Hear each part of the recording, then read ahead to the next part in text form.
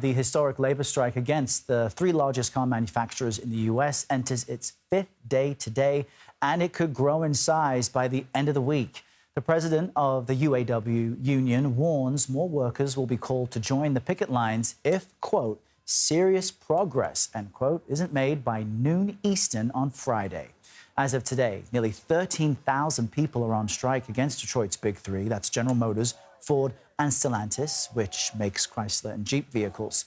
Currently, the salaries of the heads of the Big Three are between, check this out, 281 and 365 times more than the median salaries of their employees. Workers are demanding higher wages, but these automakers say they've responded with historically generous offers. Michael Dambra joins me now. He is a Chad Professor of Accounting and Law at the University at Buffalo School of Management. Thanks for being with us, Michael. Let's just talk about what we showed to our viewers just now, this massive pay disparity between the auto workers and the CEOs of the Big Three. Is it common in the U.S. for employees to be making so much less than the bosses, or is this unique to the auto industry? Hey, Errol, great question, and thanks for having me.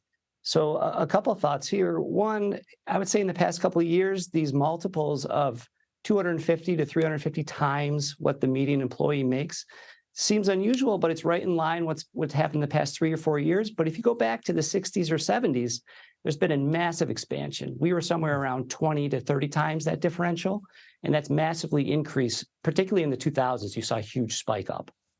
And to that point, my colleague Chris Van Cleve asked GM CEO Mary Barras about her salary last week. Let's just show a clip of how she explained its size. My comp, over 92% of the compensation is performance linked. In addition to the 20% increases in salaries that we have on the table right now, our employees have been enjoying profit sharing for several years, and through the last few years, it's been record profit sharing. And so the way that General Motors is set up is that when the company does well, everyone does well. So when Ms. Barra there says it's performance-led, 92% of her salary, is she referring to owning stock? And how specifically does the profit sharing she points to work? Is it accurate that if the company does well, everyone does as well? It is, but there's a difference between what Mary Barra makes in her compensation versus the rank-and-file employee. When they get this deferred compensation, it's based on profitability of the firm. But there's a cap on that. So compensation for Mary Barra is essentially unlimited as stock performance improves, stock returns go up.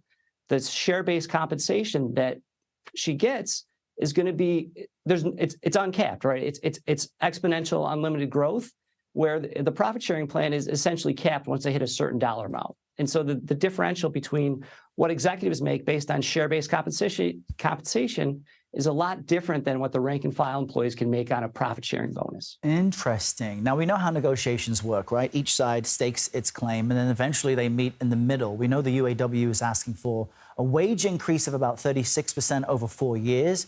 The automakers I think they've already turned down a 20% offer that was made. But do you think that's a realistic demand, 36% over 4 years increase? Yes. So the last contract that the unions got had about 6% growth since 2019. Inflation has increased since 2019 about 20%. So the unions are already 14% in the hole.